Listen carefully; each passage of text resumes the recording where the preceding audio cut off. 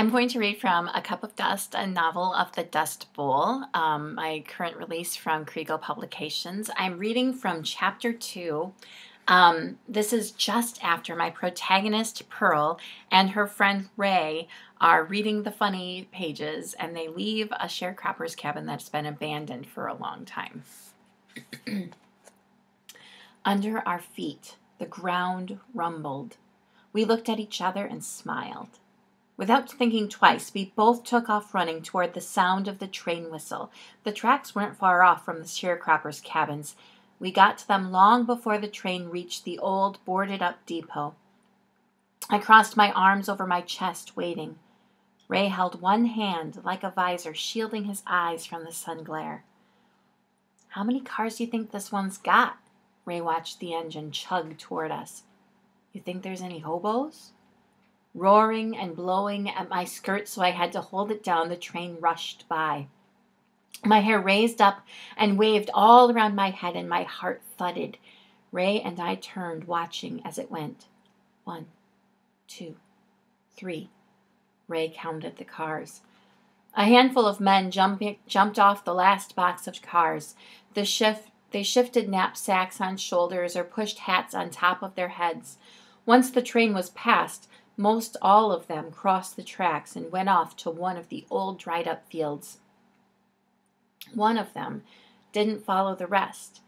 He stood right where he'd landed and stared at me. He was a small man, short and skinny, and even though it was a hot day, he wore a black coat. His eyes never left me as he walked toward us, taking his sweet time.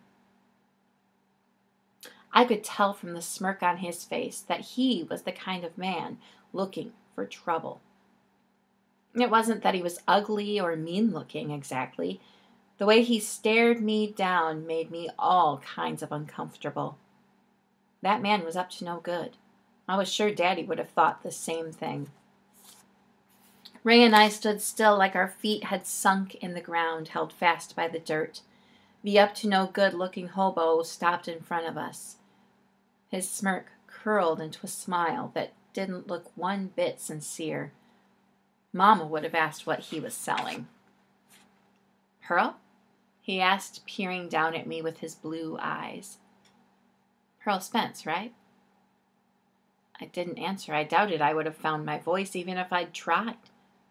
"You the welcome wagon round these parts?" I shrugged, not knowing if I was supposed to answer the question.